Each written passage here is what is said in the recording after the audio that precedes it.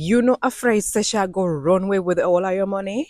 That is what you all do. You just come here and take away people, man.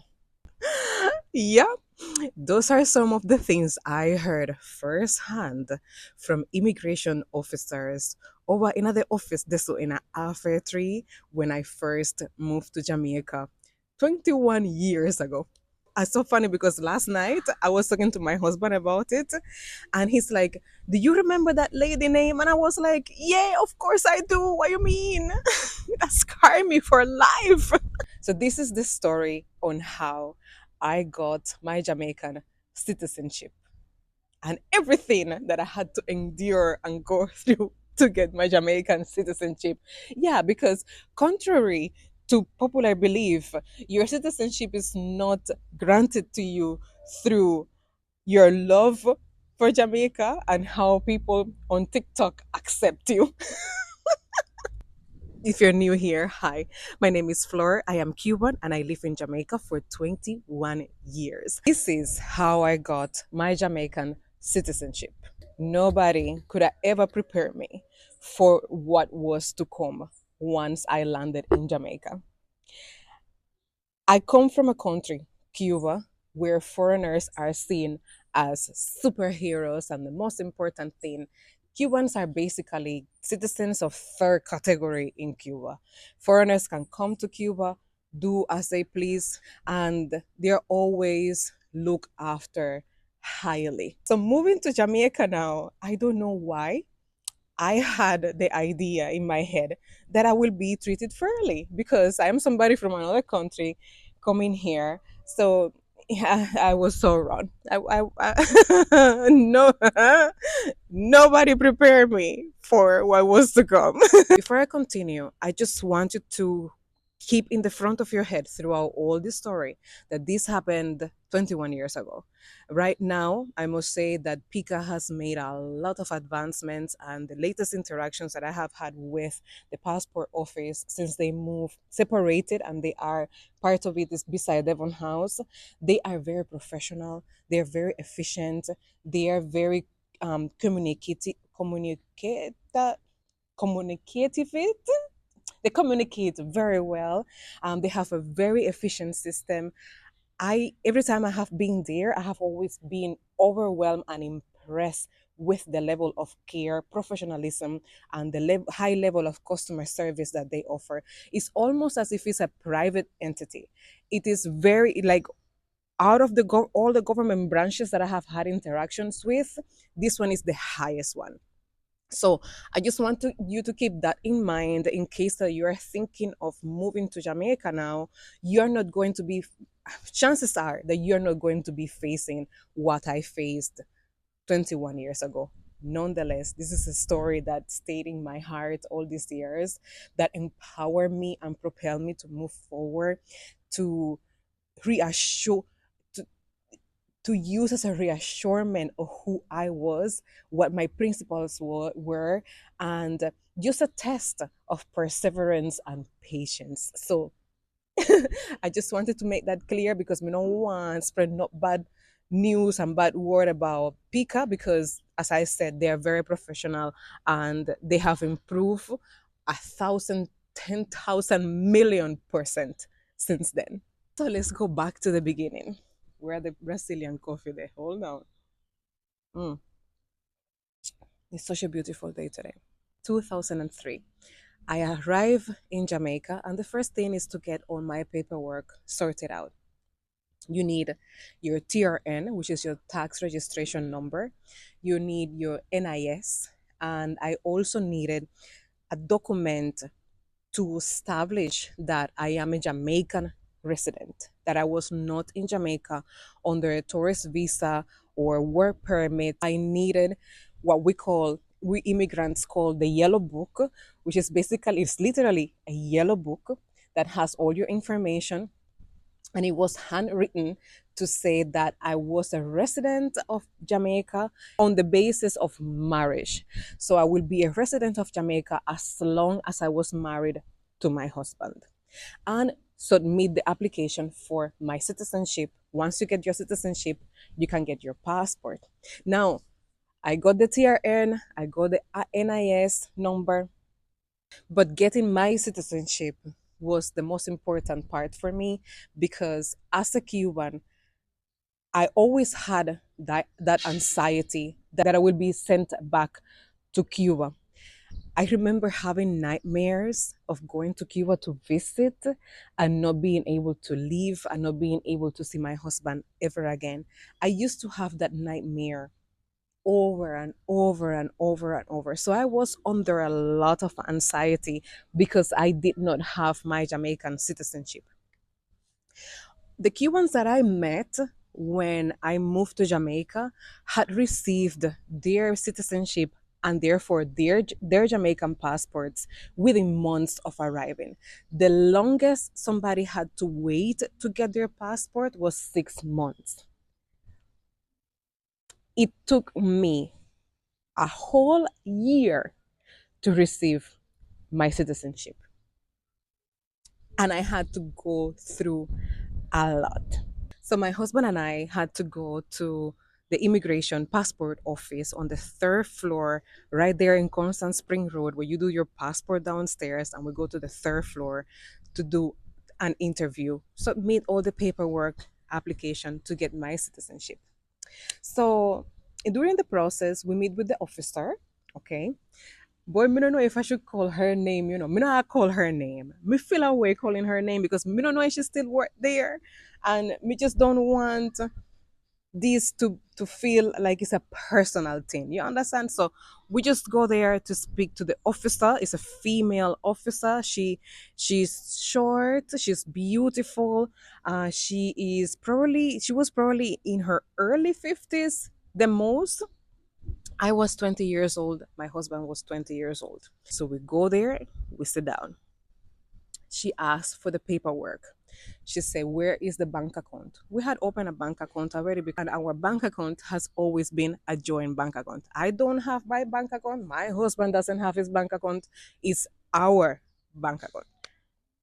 So this is when the first comment came about. Okay, so she asked for the bank account paper, and she see that it's a joint account, and she turns to my husband and say, "Where is your bank account?" And my husband say, "I This is my bank account." And she said, "So is it that you have a bank account?" And I said, "No." With my broken down English, my Spanglish, I said, "Well, this is my bank account." So at that point, she looked at my husband straight to his face with me sitting right there. I can even remember the clothes I was wearing. I had jeans.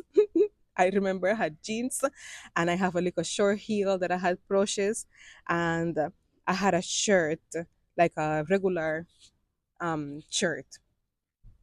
And she looked at my husband straight in the eye and she said to him, "You have a bank account joint with her?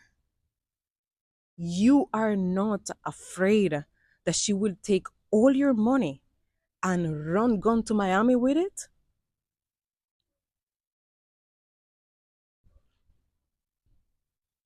All I could do was just laugh. I just laughed. And he laughed and he said, "No, I am not afraid of that." We were very young, and whether or not I received my Jamaican citizenship depended on this lady. I knew in my heart that my husband was dying to tell her about her right there and then. But he, thank to the Almighty, control himself and just laugh and answer politely, "No," right? So she went on to say that, she had to ask because it is not normal for a couple of any background or age to have a joint bank account, and that, it just seems suspicious and she has to ask about it. up to this day, 21 years later, I remember that scene like it was yesterday. It was a very derogatory experience. Um, it just added to the pain I was suffering at the time, because there was also the issue of my husband's family accepting me, um, just because on how our relationship happened and our marriage and the difference in culture. Like to my parents it was not a big deal, but because he comes from Jamaica where the culture is different, he just shows up as a 20-year-old with this girl that he said he married, and they had never met me. I have never spoke to them, nothing like that. So I understand that for them it was difficult to accept me. So it was the first year in Jamaica was very um, emotionally draining for me, because I was not accustomed to being treated like garbage and to have my integrity and my character questioned so much. So it was very difficult. And then during that same interview, um, you know, she almost towards the closing of the interview, the same immigration officer mentioned that this is let me see how I can say this. Ooh, this is heavy, hold on.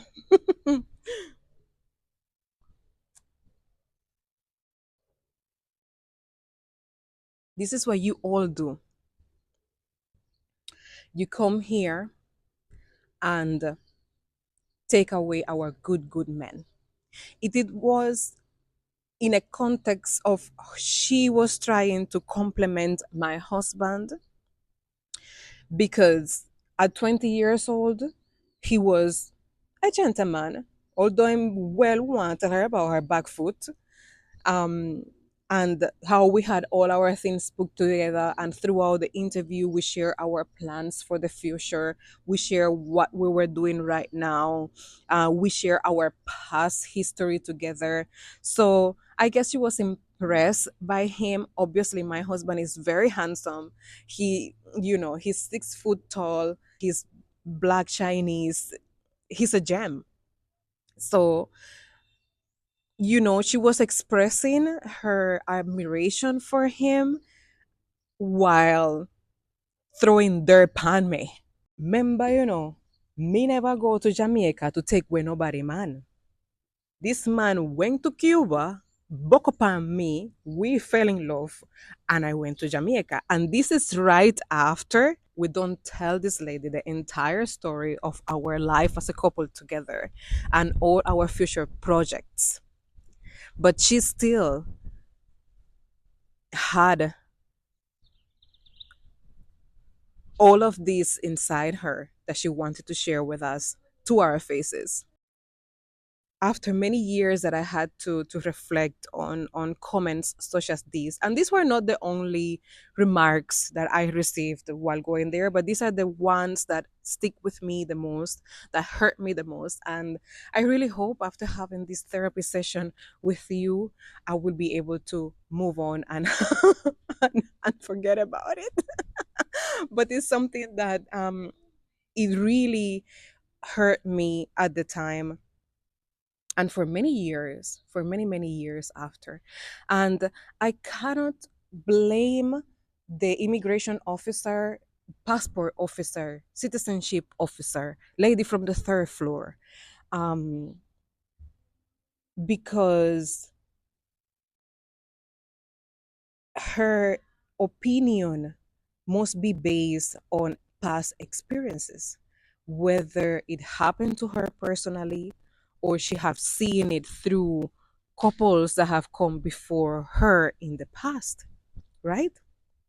However, this doesn't cancel the fact that it was uncalled for and that it was unprofessional. Did we take up ourselves and try to speak to her superior and file a complaint? No. It didn't even cross our minds because our main objective was for me to get my citizenship so I could get my passport, so I could stop having nightmares at nighttime about me being sent back to Cuba and not being able to see my husband ever again. So um when 6 months passed and I have not received my citizenship, and every time I called that same lady on the phone, it was so difficult back then because you couldn't go in person. You have to call, and then there is a lady on the second floor that will take your call. That lady, I would assume, and if you have ever been to immigration in half a tree, is the same person. She's the same person from 21 years ago. There's nobody new there, okay? I assume that when that lady is walking on the street, she walks like this because she's on the phone all day and she hold the phone with her ear like this all day long. So getting through was very difficult. And then she will send your phone call to the third floor. And every time I call, this is what I will hear. No decision has been made yet. So basically what the process was back then, and I cannot wait to hear read your comments on how your experience of getting your Jamaican citizenship went. But how it used to be, you go to the interview, you submit all your paperwork, and then this will go in front of a panel of people who will go through your paperwork and will say, okay, approve, give them the citizenship. That is how it used to be before. There was a time when I was so desperate. I went there in person and I said to her, Miss, I'm not going to call her name, Miss from the third floor, do you want me to name Jamaican national heroes, sing the national anthem? You know, like how the process for citizenship in the United States is. I was familiar with that because my auntie had just become an American citizen, and she shared how their experience of getting your American citizenship is. If you want me to do any of that, I'll do it. Can I please just get my papers? I'm desperate. I want to get a good night's sleep, you know? But the process was not like that. The process was for a panel of people to sit, go through your paperwork, and grant you the citizenship. So every time I will call, they will say no decision has been made as yet. So I called Monty Perkins show. I share my story at the late Monty Perkins show. If Monty Perkins would have live right now and would have Jesus Christ, anyhow, rest in peace, Monty Perkins. Great, great, great um, radio host, Jamaican radio host and personality. I call his show and I share my story. I call two sides of the story and I share my story as well. I tried to speak to people who had connections at the immigration office. Nothing, no avail. And then somebody suggested that I go through a lawyer. Okay, so I went to a lawyer's office right there across from Devon House. I went to a lawyer's office. I went there with all my paperwork and everything. They received my paperwork and they say, you know, we're gonna do a process. I don't remember all the different steps that we had to do, but I remember that one of the steps was to put an advertisement in the newspaper that say that if anybody in Jamaica was against me getting my citizenship, to call a number or write to an address just to let them know. If uno feel say like this woman forget her Jamaican papers, uno like we know. So my husband and I went to the Gleaner office. Um, it was only the Gleaner. We didn't go, no, it was just one newspaper. And we put in the advertisement. If anybody is not agreeing with me getting my citizenship, oh my God. Anyways, hundreds of letters came in and said, no, she too dirty and she love thief people, man. Don't give her papers ever. As a matter of fact, but no, I joke. Nobody said that. So all this time I was very concerned because the yellow book that they give you, that give you your residency, was about to expire. And I say, you know, this book is about to expire. What am I going to do when it expires? Would I get a new one? And they reassure me, if you don't have your citizenship by then, you for sure can get your yellow book renew. You will get another one. So, not having my citizenship did not affect me in my day to day life.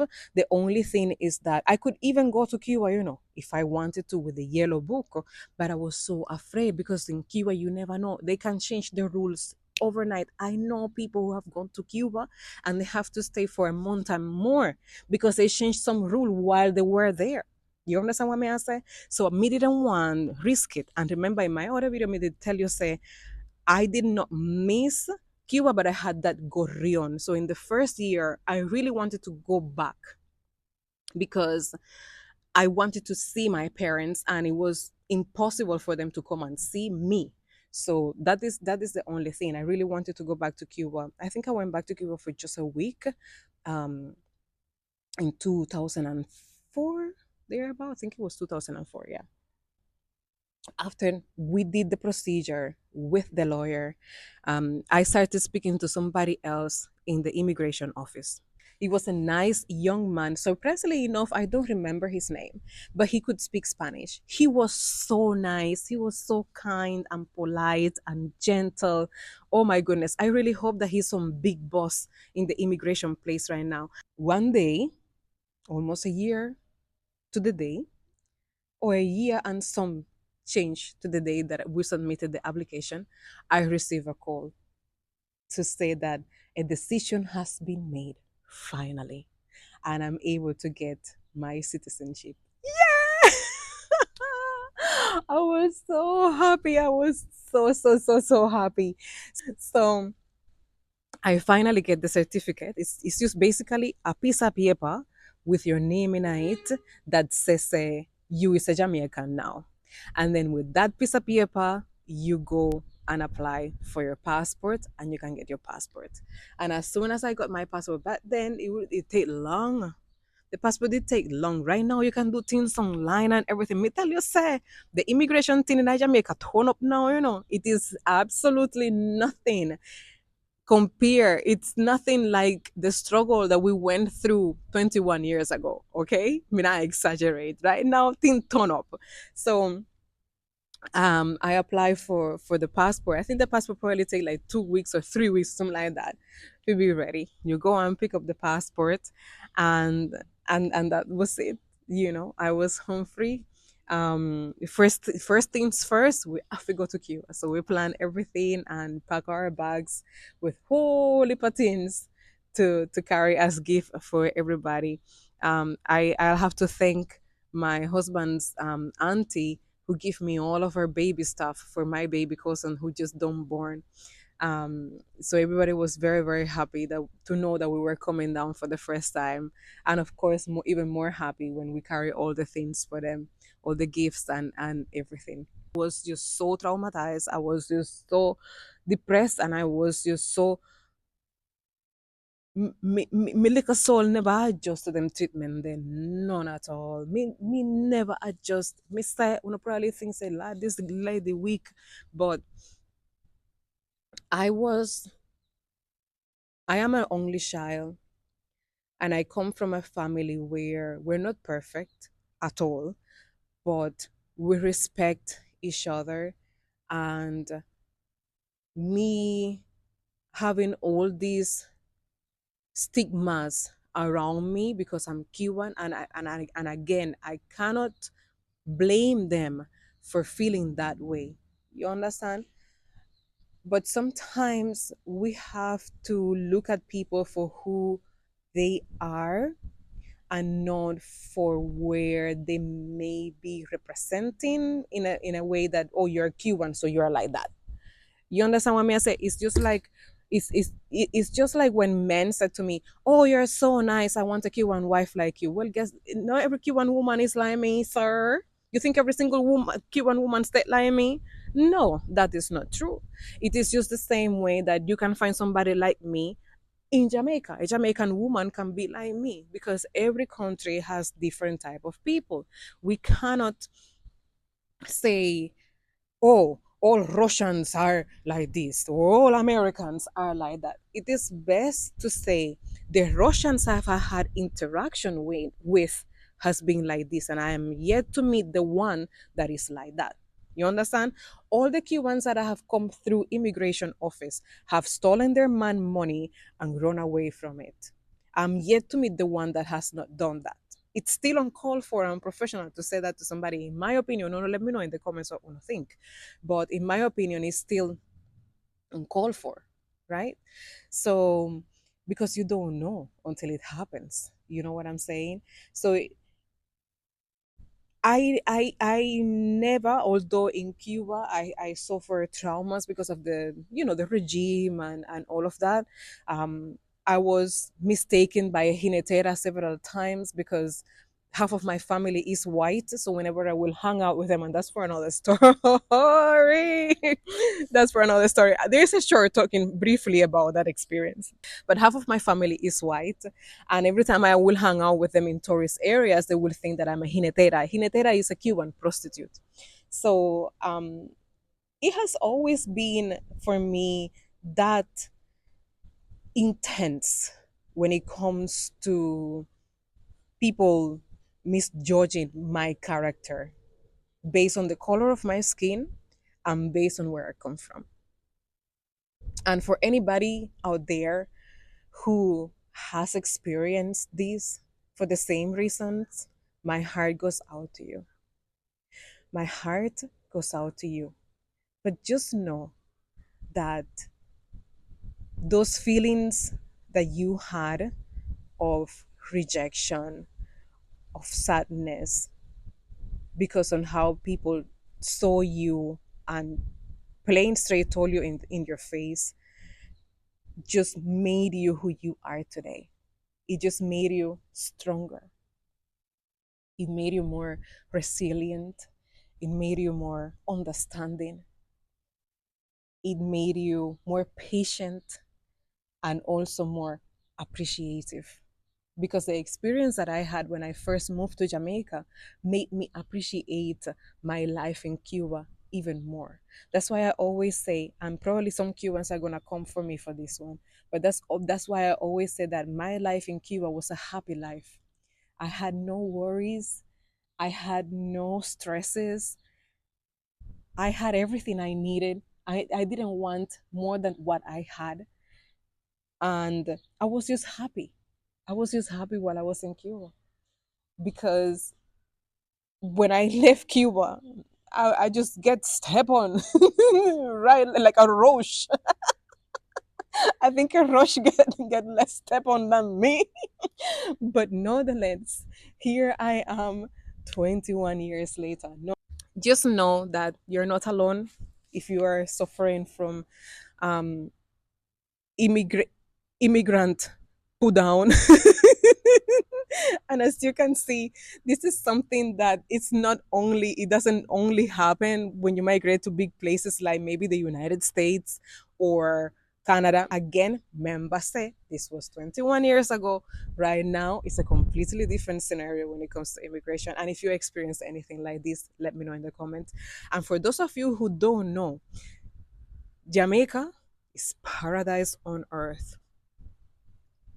And there are, I wish I could have an official number to share with you, but there are thousands of people who migrate to Jamaica every year. So Jamaica, yes, it is a desired destination for people who want to live in the Caribbean because it's just beautiful. It's just a beautiful island, and the Jamaican culture is known worldwide. I am yet to visit a country where people don't know where Jamaica is, or don't know Bob Marley, or don't know Usain Bolt.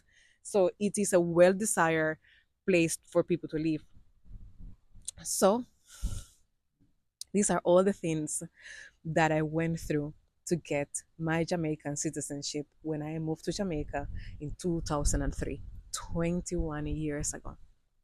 And for these experiences, I am forever grateful. And for the lady on the third floor that made my first year in Jamaica a living hell, thank you. I appreciate you from the bottom of my heart because you solidified me. You made me see at 20 years old who I really was. That I was the person that was very, very, very far away from what you imagine. And 21 years later, and three children, and multiple businesses, I am still in Jamaica. Me did run go a foreign door, but me carry him with me and him get the papers because I mean, but I still came back and I am still there and we're still doing all we can to help Jamaicans prosper through affordable eyewear, through affordable solar systems, giving back to the community every time we can. So you did not lose on this citizenship that you granted. You actually gain a model citizen on modesty apart. I should have let you guys say that in the comments for me, but I just very, and as I said, this is like a therapy session because I am genuinely now proud of what we have become and where we are right now. And I am sure that if I had gotten my citizenship easier, maybe I wouldn't have appreciated Jamaica as much.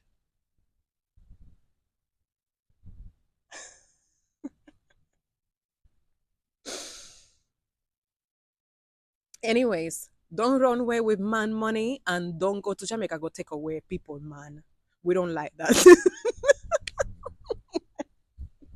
I really hope you enjoyed this story. I really hope that if you went through similar experiences, that this helped you to feel that you have company in this world. You are not alone. Thank you all so much for watching. Mwah. Mucho love.